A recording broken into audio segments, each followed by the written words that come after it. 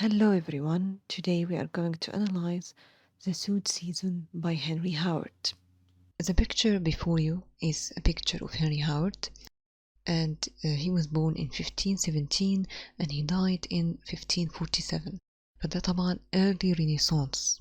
The poem that we are going to discuss today is entitled The Soote Season. Soote يعني sweet, and he is referring to spring.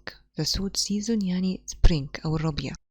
The Soote Season was also called the description of spring, and it was published in 1557 in an anthology of poetry entitled Total's Miscellany, Songs and Sonnets of Henry Howard, Earl of Surrey, and Sir Thomas White, and others. So Henry Howard was a Tudor poet. This means that he was born during the Tudor dynasty, or that he lived during the Tudor dynasty. And we have discussed the Tudor dynasty in the lecture about the Renaissance. Howard was the Earl of Surrey, and he was the son of the Duke of Norfolk, the heir apparent. What does the heir apparent mean? It means that his father was the next in line to the throne should King Henry VIII have no surviving male successors. So, if King Henry had no male successors, no sons, then the throne goes to the Duke of Norfolk, Henry Howard's father. And if Henry Howard's father is dead, then the throne goes to Henry Howard. يعني بكل بساطة معناها إن لو هنري VIII توفى من غير ما يكون ليه أولاد ورثة للعرش، فساعتها هيكون والد هنري هاورد هو وريث العرش، هو ده الheir apparent. With Henry VIII's health failing in late 1546, his growing paranoia led him to accuse the Duke and his son of harboring Catholic sympathies and beliefs and conspiring to eliminate Prince Edward, thereby giving them access to the throne. During his late years, Henry VIII was paranoid. paranoid يعني إيه؟ يعني كان بيشك في كل حاجة. وده كان أيام البروتستانت ريفورميشن، فكان في حرب طائفية ما بين الكاثوليكس والبروتستانتس. وزي ما انتم عارفين ان طبعا هنري VIII كان مؤيد للبروتستانتس اكتر من الكاثوليكس، لانه كان عايز يفصل اللي هي كنيسة انجلترا عن الكنيسة الكاثوليكية في روما. So because of his growing paranoia, he thought that Henry Howard and his father were Catholic sympathizers.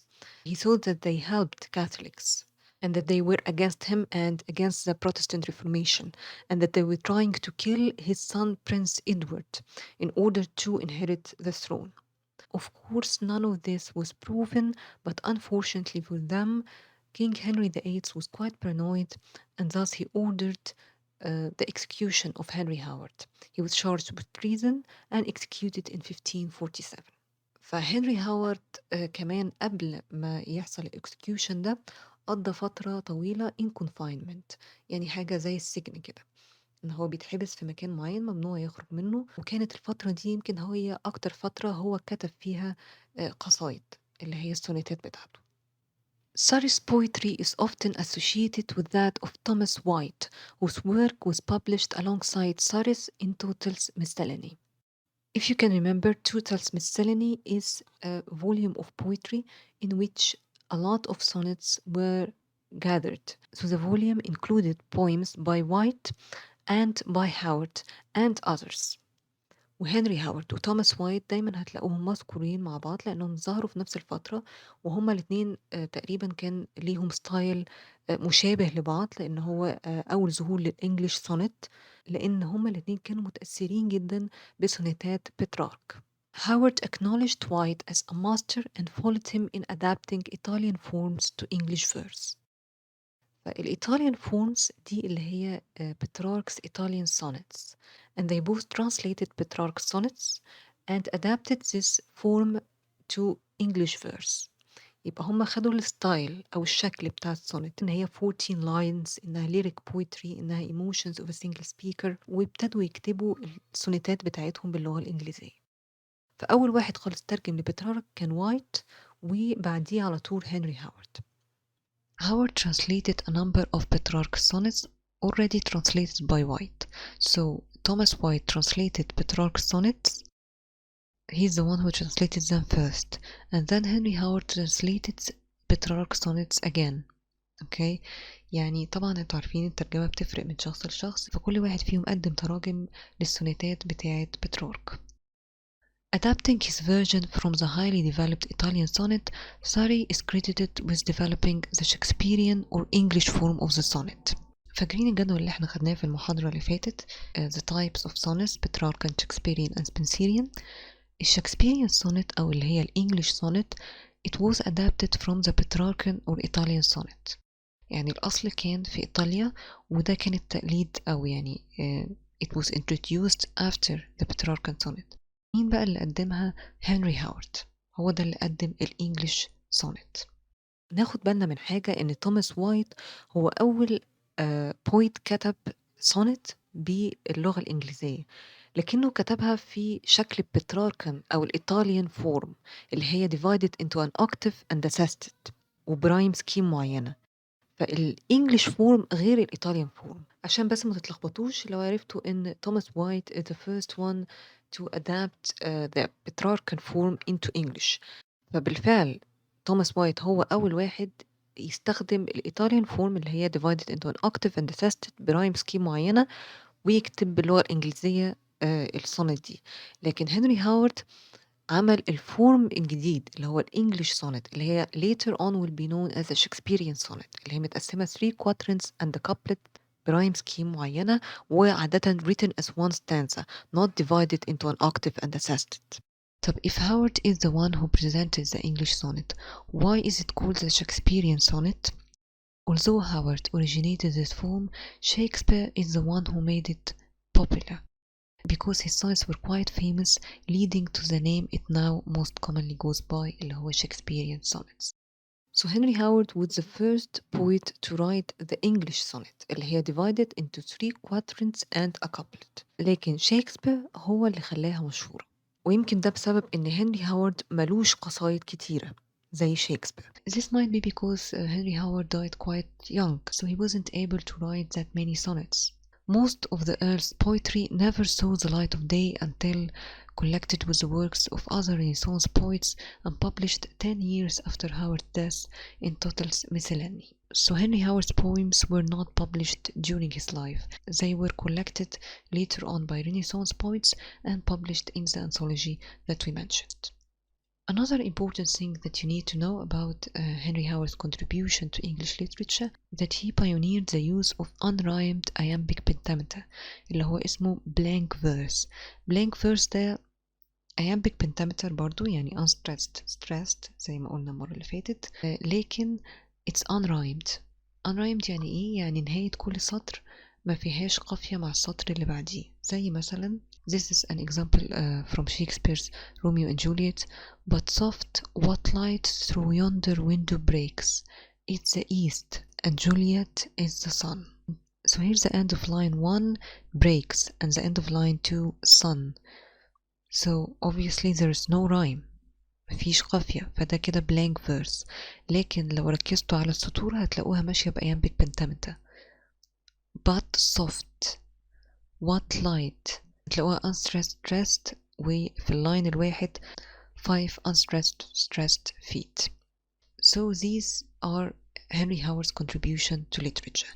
He is the one who first wrote the English sonnet and he introduced blank verse. So let's begin our analysis of the Soote season by Henry Howard, otherwise known as the description of spring. Before you analyze any poem, you need to read it out loud. Okay, poems are meant to be read out loud. You need to find the rhythm and the rhyme of the poem, and you also need to find the meaning of any words that you don't know. So we will do this as a first step before we begin our analysis. The Soote season that bud and bloom first brings, with green has clad the hill and eke the vale. The nightingale with feathers new she sings, the turtle to her make has told her tale. So if we examine the first two lines, what are they talking about? They are talking about spring, about the effect of spring on the land, on the geography of the land. Here we have blooming flowers, okay, the bottom bloom, and we have green hills and valleys. The third and fourth line refer to birds. The nightingale is a kind of bird, and the turtle refers to the turtle dove. The turtle dove is another kind of bird, اللي هي اليمامة. So this is the first stanza, and it's a quatrain because it's made up of 4 lines. Let's see the rhyme together. Brings, veil, sings, tale. So brings rhymes with sings, and veil rhymes with tale. So our rhyme would be AB, AB. Okay, we have the vocab section.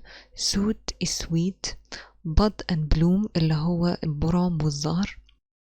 Clad, it means covered. Clad is the past of clothes. It means also, and also the veil, the spring has covered the hills and the valleys in green. Veil, of course, is a valley. The turtle is a turtle dove, and the turtle to her mate. So this is quatrain 1 or stanza 1. Okay, then we move to the second stanza. Summer is come, for Yuri spray now springs. The heart has hung his old head on the pail, the buck in brake his winter coat he flings, the fishes float with new repaired scale. So this stanza mostly talks about the effect of spring on animals, and it focuses on the theme of renewal, التجديد. وهنشوف ازاي. عندنا أول line, summer is come. Summer here refers to spring. He just used summer probably for maintaining the rhyme scheme. And now we have for every spray now springs. Spray refers to a branch that include buds. زي غصن شجرة وعليه زي براعم صغيرة. Okay. The heart has hung his old head on the pail, the buck in brake his winter coat he flings. And then the last line is about the fishes. So this stanza is also a quatrain, and if we examine the rhyme scheme, it's also AB, AB, springs, flings, pale, scale. طيب, let's examine the vocab. We have summer. This is an obsolete form of summer. Obsolete, no longer used. And then Yuri, it means every. And then spray, small branch bearing buds.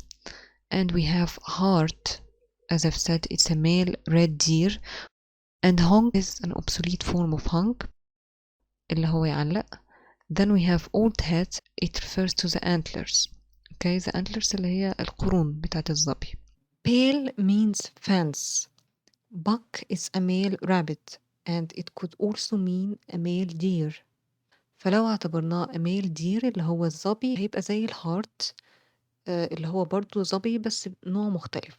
أو ممكن نعتبره الميل رابت، ويمكن هو ده الأصح هنا لأنه بيتكلم the buck in break. break دي اللي هي الشجيرات أو البوشز اللي هي الشجيرات الصغيرة، واللي بيستخبى في الشجيرات الصغيرة دايما طبعا الأرنب.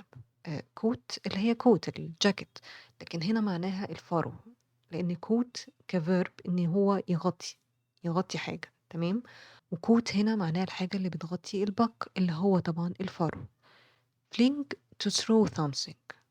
To fling something to throw، مثلا he flung his arms in the air، he threw his arms in the air. ففلينج ان هو يرمي حاجة، او ان هو يحرك ايده، مثلا يحرك فرو بتاعه. float اللي هو fleet اللي هو مجموعة من السمك. So this stanza is about renewal. Each animal is shedding his old skin and renewing it. The hart has gotten rid of his antlers. The buck has gotten rid of his fur. The fishes have gotten rid of their scales. Everything is being renewed in spring. Then we move to stanza 3. The adder all her slow away she slings. The swift swallow pursues the fly's smell. The busy bee her honey now she minks. Winter is worn, that was the flower's bale. So what is this stanza talking about? The adder is a type of snake, okay? And the swallow is a type of bird. and of course you know the bee. So here again is talking about animals and insects and the effect of spring on them. If we examine the rhyme scheme, slinks, smell, minks, bale. Again, it's a quatrain of 4 lines and the rhyme scheme is AB, AB. If we take a look at the vocab section, adder, as I said, is a type of snake. Slow اللي هي the skin of the snake. Slink, to throw. So if we examine the first line, the snake is shedding its old skin and renewing it. And then we have the swift swallow. Swallow is a kind of bird. Pursues the fly's male. So the bird is chasing the flies. Flies male, small flies. Then we have here the busy bee, her honey now she minks. Minks is to mix. So the bee is mixing the honey. Winter is worn, it's over. That was the flower's bale. Winter harms the flowers, or it's like evil for the flowers, because of course the flowers die during winter. He is referring to the effect of spring on animals. Everyone is excited, everyone is productive, and the last line is talking about how winter is associated with death. Spring, of course, is associated with renewal. And lastly, we have the couplet. And thus I see among these pleasant things, each care decays, and yet my sorrow springs. What do we have here? All of the other stanzas had a tone of joy, but here the tone is that of sorrow. So the poet is probably sad because of unrequited love. Okay, or he is in love with someone who doesn't love him back. So despite all of this beauty around him and all of this joy around him, he can't enjoy the beautiful nature because of his sorrow. This is of course a couplet and the rhyme is A, sings, springs. As you might have noticed, the volta or the poetic turn is included in the last line اللي هي and yet my sorrow springs. The volta or the poetic turn احنا قلنا انها زي a change of scene, something that is surprising, and here it's surprising that the poet can't enjoy the beauty of nature because of his sorrow. ناخد بالنا ان الشكسبيريان sonnet كانت فعلا 3 quatrains and a couplet, that's right. لكن لو بصيتوا على rhyme scheme هتلاقوا ان rhyme scheme is not the same as the one in this sonnet. هنا في السونت دي هو استخدم A B A B A B A B A B A B A A. So it's different from the Shakespearean one. طبعا Shakespeare wrote his sonnets after Henry Howard, and this was one of the first sonnets ever written in English. So the rhyme scheme was not fixed yet. This is a variation of the English Shakespearean sonnet. وبرضو حاجة تانية ناخد بالنا منها إن volta أو poetic turn usually occurs before the couplet. الفولتا هنا كانت ملحوظة جدا at the last line، بس كان في implications قبل كده للفولتا هنشوفهم واحنا بنعمل analysis. يعني في زي كده foreshadowing إن الفولتا is about to happen. ناخد بالنا من حاجة تانية in the English sonnet is written as one stanza. It's not really divided into 3 quatrains and a couplet. يعني السونت هتظهر بالشكل ده, okay, as one section. So the 3 quatrains and the couplet are there, but there is no space between them. وكل الإنجليش sonnets كانت مكتوبة بالطريقة دي, okay. يعني هتلاقوا ال 3 quatrains مكتوبين ورا بعض, والكابلت مش مفصول بالظبط لكن زي داخل يمين شوية. There is a small indentation to signify the beginning of the couplet. Okay, so now let's begin our analysis. لو فاكرين في الليكتشر اللي فاتت قلنا we usually begin with the form of the poem. So we have the rhythm. What is the rhythm? هنا هنلاقي إن هو iambic pentameter, okay, اللي هي 5 feet per line. Then we have the rhyme scheme واحنا قلناه اللي هو A B A B A B A B A B A B A A. Then we have the stanzaic structure برضو قلناه 3 quatrains and the couplet, و quatrain 4 lines طبعا, و couplet 2 lines. Lastly we have the sound devices, دول لسه هنشوفهم, alteration, consonants and assonants. طيب let's examine the rhythm الأول. The rhythm زي ما قلنا بيتكون من foot and meter. foot ده اللي هو the arrangement of syllables، يعني ازاي الsyllables مترتبة جوه القصيدة، stressed الأول ولا unstressed الأول، two stressed ورا بعض ولا three ولا two unstressed ورا بعض. هنا عندنا الفوت is iambic. iambic معناها الأول بيجي unstressed syllable then stressed syllable. طيب الميتر pentameter. pentameter ده اللي هو ايه 5 feet per line. So the foot is iambic and the meter is pentameter. يبقى عندنا 5 feet per line. كل foot فيهم متقسم ل unstressed syllable followed by a stressed syllable. طب تعالوا نشوف the first two lines. The Soote season that bud and bloom first brings, with green has clad the hill and ick the vale. لو لاحظتوا ان في اللاين الاول عندنا هنا the Soote unstressed stressed. The blue lines that you can see before you دول اللي هما التقسيمة، كل فوت منفصل عن التاني، طبعا دي احنا اللي بنحطها ما بتبقاش موجودة في القصيدة. فأول فوت عندنا the Soote وهو فعلا iambic لأن it's unstressed stressed. طب تاني فوت season، هنا الستريس على ايه؟ على الجزء الأول اللي هو C، وتاني part من الكلمة unstressed، فده كده تركي. فاكرين خدنا the turkic foot، التركي أو التركيك foot ده اللي هو stressed then unstressed، فده كده يعتبر مش iamb. طيب نشوف اللي بعديها that bud unstressed stressed يبقى iamb، and bloom برضو unstressed stressed يبقى iamb. طب آخر foot first brings stressed stressed يعني spondaic foot أو spondee اللي هو two stressed syllables. لو بصينا على line 2 هنلاقيه كله iambic pentameter. with green has clad the hill and ick the vale. كل دول الأول unstressed بعديها stressed. طب اشمعنى السطر الأولاني فيه حاجات مختلفة؟ بصوا القصيدة كلها تعتبر iambic pentameter، بس مفيش قصيدة بتبقى perfect، يعني مفيش قصيدة كلها بتبقى written using the same rhythm بالظبط. يعني ممكن تلاقوا مثلا قصيدة فعلا 100% مكتوبة بالiambic pentameter، ممكن قصيدة 90%، ممكن قصيدة 70%. طول ما في ميتر معين نسبته أكتر من 50% في القصيدة بنحسب إن القصيدة كلها مكتوبة بيه. الباقي ده بقى بنسميه variations يعني إيه؟ يعني إن the poet uses different feet in the poem. يعني عادة بيفضل نفس الميتر اللي هو مثلا بنتامتر. يعني لو خدت بالكم في اللاين الأولاني في فوت مختلف هنا تركيك فوت، في برضو فوت مختلف هنا اللي هو سبونديك فوت، لكن the number of feet is the same اللي هو 5 feet 1 2 3 4 and 5، يعني متقسم ل 5 feet، لكن الفيت اللي جوه بيتغيروا على حسب البويت عايز ايه. So why did the poet change the foot in season؟ لو قريتوا القصيدة كلها بتتكلم عن ايه؟ The season of spring. So he used the Turkic foot here probably to put emphasis on this word، لأن دي keyword. Okay, this is the keyword of the whole poem اللي هو the season of spring، لأن حتى زي ما قلت القصيدة بعد كده سموها the description of spring.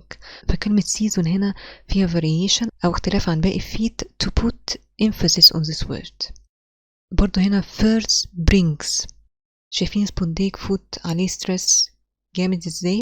So why did the poet use the spondaic foot؟ برضو to emphasize that spring brings about greenery بقى flowers beauty in nature and so on، لأن البويم كلها بتتكلم عن تأثير فصل الربيع أو the effect of spring on nature. So this is why the poet emphasized first brings by using the spondaic foot. So the reader would pay attention to what spring brings to nature. So it's okay if you find في القصائد اللي عندكم إن في variation في الفيت، دي حاجة عادية خالص وما فيهاش مشكلة. احنا بنشوف الميتر والفوت اللي مكتوب بيه معظم القصيدة، تمام؟ Then we have the rhyme, and as we've said, it's A B A B A B A B A B A B A A. The A rhyme consists of verbs. لو خدت بالكم ال A rhyme معظمها verbs: brings, sings, springs.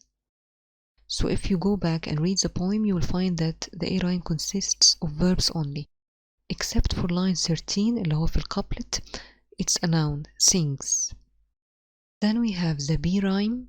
It consists of nouns and adjectives, veil, pale, tail, bale. But this is just a stylistic note, okay? A note about the style of the poem. You don't really have to include it. يعني ساعات بيبقى فيه points عادية ما بيبقاش مثلا فيها حاجة ملحوظة زي كده. So you don't have to mention anything about the rhyme. You just have to mention that the rhyme is كذا كذا كذا. Before we start the analysis, لو فاكرين أنا قلت إن ممكن نمشي بطريقتين. لا إما نقسم بقى البويتك analysis بتاعنا، ناخد مثلا كل الساوند devices الأول، then كل sensuous imagery، then كل figures of speech، and then the symbols or motifs. لكن أنا اخترت إن أنا همشي معاكم stanza لأن ده بالنسبة لي هيبقى أسهل وبالنسبة لكم برضو في الشرح. طبعا انتوا حرين تكتبوا في الإكزام ايه، بس أنا همشي stanza بحيث إن ده هيبقى أسهل في الباوربوينت والفيديو. So I use the red color for sound devices, the purple color for sensuous imagery, the blue color for figures of speech, and the pink color for symbols or motifs. Stanza 1 or Quatrain 1 هناخد every two lines on their own.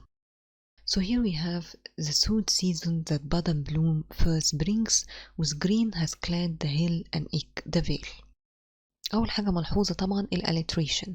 Alliteration اللي هو the repetition of the first consonant. Here we have soote and season, bud and bloom and brings. We also have assonance اللي هو the repetition of the same vowel or similar vowels. We have assonance in has, clad, and veil. In these two lines, can you detect any sensuous imagery? The two lines are talking about spring, about the blossoming, about the green hills. ولو تفتكروا احنا قلنا لما بنتكلم عن الcolors يبقى دي ايه؟ It's a visual image, okay? For these two lines are referring to a visual image اللي هي the image of greenery everywhere, the image of flowers blossoming. So here we have the alliteration and the assonance. قلنا في الهاند اوت ان كل حاجة لازم يبقى ليها significant. So here the alliteration and the assonance emphasize what? The effect of spring on nature. And also the visual image, it's a visual image of greenery and pastoral nature. So it's implying the beauty of nature during spring. نيجي lines 3 and 4. The nightingale with feathers new she sings, the turtle to her make has told her tale. Again, the notable thing here is the alliteration, turtle, told, tale, the repetition of the t sound. We also have a sensuous image here. تفتكروا ايه هي؟ The nightingale is singing and the turtle dove is telling a tale. So here the image is auditory.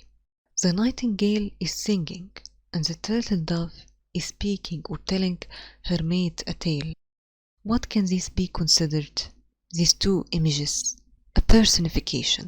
Here the nightingale is personified as a person who is singing, and the turtle dove is personified as a person who is telling her mate a story or a tale.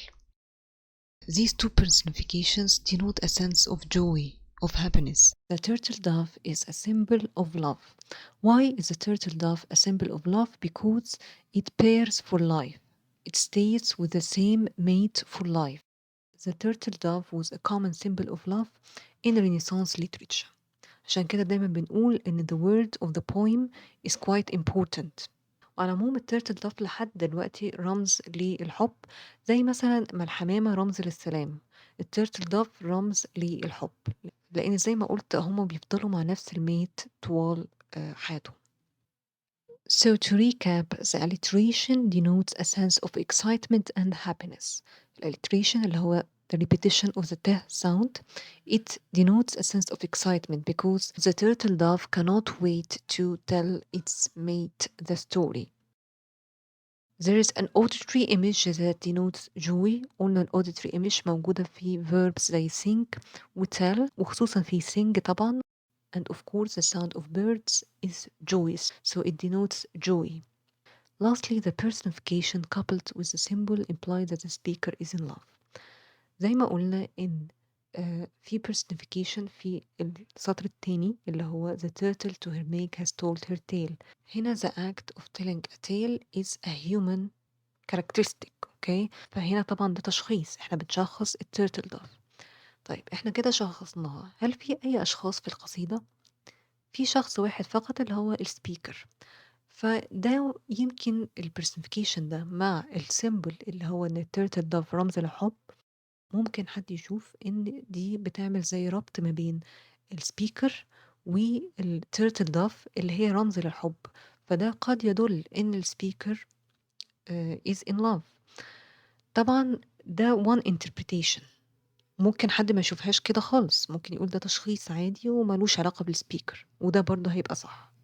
نيجي لكواترين number 2. The first two lines. Summer is come for Yuri spray now springs. The heart has hung his old head on the pail. So here the first noticeable thing is the alteration in summer, spray and springs. وheart وhung وhead. Then we have an image here. What kind of image can you think of? Here the buds on the branches are springing. spring هنا طبعا معناها ان هو يظهر.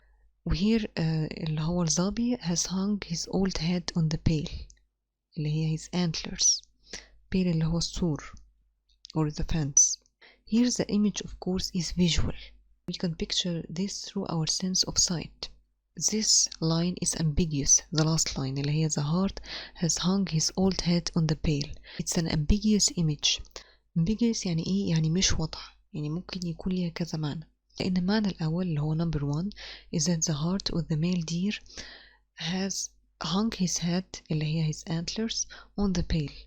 يعني زي ان هو his antlers fell off and he left them on the fence. ممكن حد تاني يقراها بطريقة تانية ويفكر ان هي reference مثلا للhunting season، لأن عادة when hunters hunted the stags or the male deers they cut off their antlers and hung them on the wall. مش بتشوفوا مثلا في أفلام أو مسلسلات ساعات الانتلرز أو اللي هو القرون بتاعة الظبي متعلقة لأن هما بياخدوها كتروفي بعد ما بيصطادوه، ف it could mean this. ف this is an ambiguous image. طبعا ناخد بالنا كمان من كلمة pale. pale ده اللي هي fence، فلو كان الظبي بمجرد بيجدد القرون بتاعته ما اظنش ان هو هيسيب القرون القديمة على الفنس، فحكاية ان هي on the pale اللي هي على الفنس اظن ان كده في انسان علقها، وبالتالي فعلا الايمج دي تقريبا بتدل على الهانتنج سيزون. وطبعا دي مش متوافقة خالص مع التون بتاعة القصيدة اللي هي كلها joy and excitement and renewal. لا، هنا هي فيها implication of death. This means that someone hunted the heart and killed it and put its antlers on the pale as a trophy. So this is an ominous image, a sinister image. This is an image that doesn't go with the rest of the poem. So the alteration denotes a sense of life and renewal. The buds on the branches are springing and the stag or the male deer has shed his old antlers and is growing new ones. فدي كلها a sense of life and renewal. طب visual image. So there is a visual image that portrays how nature and animals experience renewal in spring, because here the buds on the spray are springing and here of course the heart is shedding his old antlers. The image of the antlers, as we have said, is ambiguous as it could refer to renewal, he's renewing his antlers, or to the hunting season. The hunting season is a sinister image. فاكرين لما قلت لكم في الأول إن الفولتا أو poetic turn كان ليها زي implications كده في الأول إن في حاجة هتحصل غريبة في الآخر، فدي من الامبليكيشنز بتاعتها أو من الحاجات اللي عملت foreshadowing ليها إن he mentioned this image and it's ambiguous and if he is referring to the hunting season فدي طبعا تعتبر image that is not joyful, it's an ominous image. Moving on to Quatrain 2 lines 7 and 8. The buck in brake his winter coat he flings, the fishes float with new repaired scale. So again, the first noticeable thing is the alliteration. Buck and break and fishes and float. There is also a consonance in buck and break, the repetition of the k sound. What about the sensuous imagery? The buck is flinging his fur. Flinging يعني shaking his fur. And the fishes are swimming. So this is a kinesthetic image. A kinesthetic or a kinetic image is an image that denotes movement. And here there is a sense of movement. The rabbit is shaking his fur and the fishes are swimming in the sea. نيجي لنيو repaired. New repaired is an oxymoron. لو تفتكروا الأوكسيمورون ده two contradictory words following each other. زي مثلا escaped prisoner or sweet sorrow. هنا عندنا new repaired. repaired يعني ايه؟ يعني حاجة متصلحة ونيو جديدة. طب لو حاجة متصلحة هل هي جديدة؟ لا، الاتنين contradictory، الاتنين عكس بعض وجايين ورا بعض، فده oxymoron. نيجي للشرح. The illustration of the buck and break and fishes and float implies the shedding of old skins and renewing body parts. هنا two lines مركزين على ايه؟ مركزين على ان there is a shedding of old skins، لان الأرنب بيتخلص من الفرو بتاعه والسمك بيتخلص من القشر بتاعه. So this is shedding old skins and renewing body parts. طب consonants buck and break. Here it creates a link between animals and plants، لأن break دي اللي هي الشجيرات والbuck اللي هو the rabbit. So there is a link between two different life forms. They are both affected by the coming of spring. And there is a kinesthetic image that denotes a sense of renewal and excitement. The animals are excited for the arrival of spring because they are shaking their old skins or shedding their old skins and renewing them. So there's a sense of renewal and excitement. And lastly, the combination of new and repaired to describe the fish scale is an oxymoron that suggests that the fishes are left with dead remains. This is yet another sinister image. احنا فهمنا ليه new repaired is an oxymoron. طب الشاعر استخدمه ليه؟ هنا في implication ان السمك ما بيغيرش كل القشر بتاعه، لا، في سكيلز جديدة وفي سكيلز بتفضل قديمة اللي هي ال repaired scales. فده معناه ان في حاجات old مع الحاجات النيو. الحاجات الاولد دي تعتبر dead remains، فدي طبعا مش متوافقة مع الجو بتاع القصيدة أو مع التون بتاع القصيدة. لا، دي another sinister image، زيها زي الإيمج بتاعت اللي هي ال antlers on the fence. The antlers on the fence could be referring to the hunting season, and of course this is ominous. And this one could be referring to dead remains. Again, this is ominous. زي ما انتوا شايفين رغم ان القصيدة كلها joyful والتون بتاعتها نوعا ما optimistic، إلا إن في lines فيها images غريبة شوية زي اللي هي antlers on the fence وال dead remains of the fish. فhere death is implied, and of course death is a sinister image or an ominous image. So we move to Quatrain 3. The adder all her slow away she slings, the swift swallow pursues the fly smell. We have said that the adder is a kind of snake and the swallow is a kind of bird.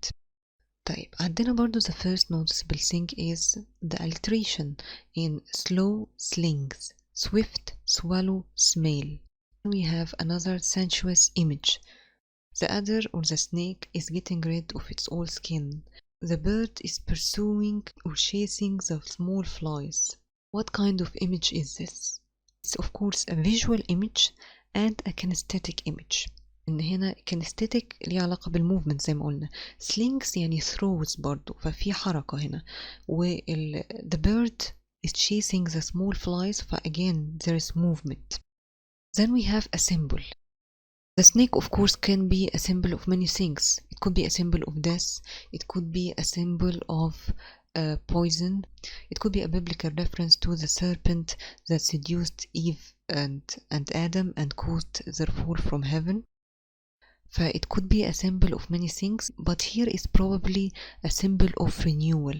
The snake is usually associated with this certain symbol اللي هو the Ouroboros. الأوروبورس ده اللي هو السيمبل اللي قدامكم اللي هو the snake biting its own tail, and it's a symbol of the cycle of life اللي هي death, life, rebirth. As we have said, there is a visual image and it's intertwined with a kinesthetic image, and the images denote a sense of renewal and excitement, because the image of the snake here implies renewal, with the image of the bird denotes a sense of excitement. However, there is an undertone of a threat in the image of the venomous snake، لأن هنا زي ما قلنا إن snake ممكن يكون ليه كذا symbol، منهم مثلا إن هو symbol of poison or of death. So this can be considered a sinister image. And the swallow that is chasing the small flies to eat them, of course, it's an image of a threat.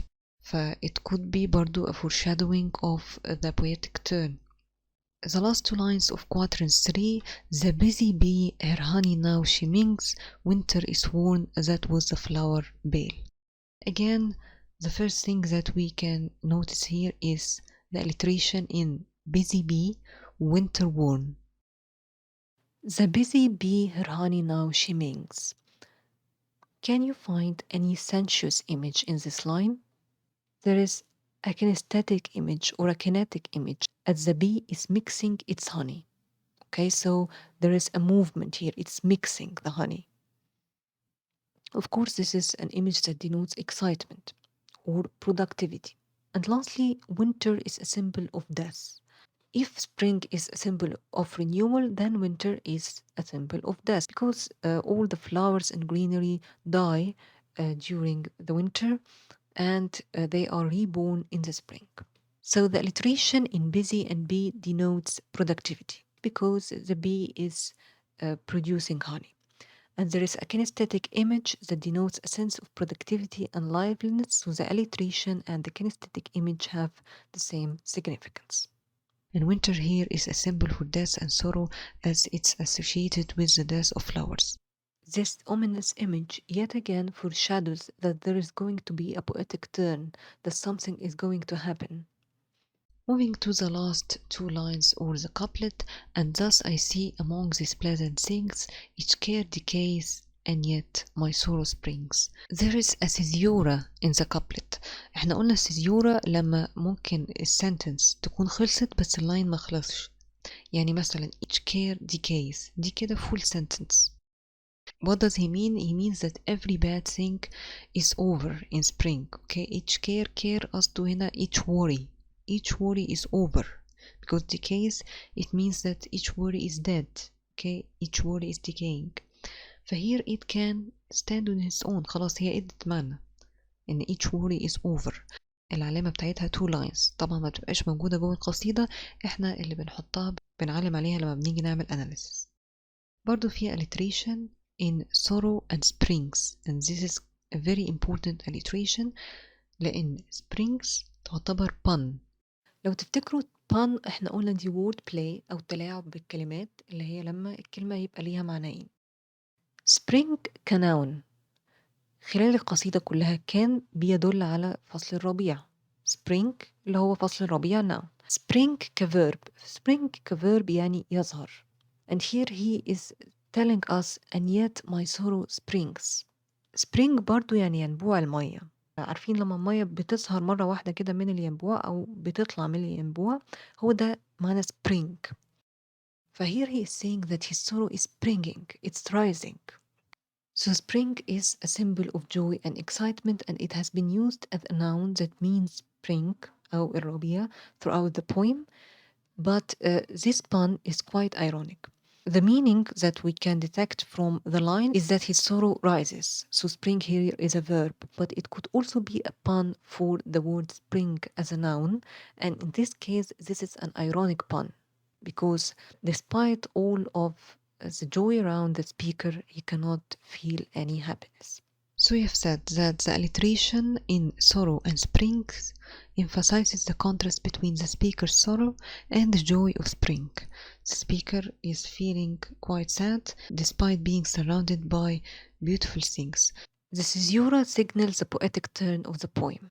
طب ازاي the caesura signals the poetic turn of the poem؟ ان بعد الcaesura البويتك turn ظهر على طول. إن طول القصيدة مفروض فيه a joyful tone. حتى آخر جملة قبل السيزيورا كان إن each care decays، يعني each worry is gone. لكن بعد السيزيورا حصل على طول اللي هو الpoetic turn، a shift in tone، a shift in theme from joy to sorrow. There is an ironic pun in springs as the poet here associates it with sorrow, though spring is often associated with joy. And we have explained this. وقلنا برضو إن spring is a symbol of joy and renewal throughout the poem, but here it signifies sorrow. So your poetic analysis will depend on your own interpretation of the poem. يعني الثيم of the poem طبعا واضحة جدا اللي هي beauty of nature in spring. بس احنا لاحظنا خلال القصيدة some sinister images أو some images that relate to death. ده ممكن يكون لسببين. مثلا the poet is suffering from unrequited love. يعني لو حد هيربط الحاجات دي بالفولتا لما البويت بيقول and yet my sorrow springs، فلازم يستشهد بحاجة. يعني ايه اللي هيخلي أصلا البويت in love؟ ساعتها لازم يستشهد مثلا بالpersonification اللي بيربط ما بين البويت وما بين التيرتل دوف اللي هي a symbol of love. فده لازم يبقى موجود في الاناليسيس لو هنجيب سيرة ال unrequited love في البويتك تيرن أو الفولت. ممكن حد تاني يشوف إن البويم ملهاش أي علاقة خالص بال unrequited love، إن هي لها علاقة بالdepression مثلا. مش الإنسان لما بيبقى مكتئب بيبقى متضايق حتى لو كل حاجة حواليه كويسة، فممكن يكون الدبريشن. طيب لو هنتكلم عن الدبريشن ممكن نتكلم عن إن الشاعر مثلا كان كاتب معظم قصايده in confinement، يعني أثناء سجنه، فممكن يكون فعلا ده واضح في شعره إن هو كان بيمر بفترة اكتئاب نتيجة لسجنه. فساعتها هنا هنكتب عن the word of the poem اللي هو the Renaissance Henry VIII how he was paranoid how he confined Henry Howard and then executed him and so on. وممكن حد يشوفها بطريقة تالتة خالص برضو ممكن تكون صح. ف your critical appreciation depends on your own understanding of the poem and there is no single version that is right. Any poem can be interpreted in different ways. So this is it for today. If you can find any other poetic device, leave a comment with the poetic device and its significance. Thank you and tune in for the next lecture.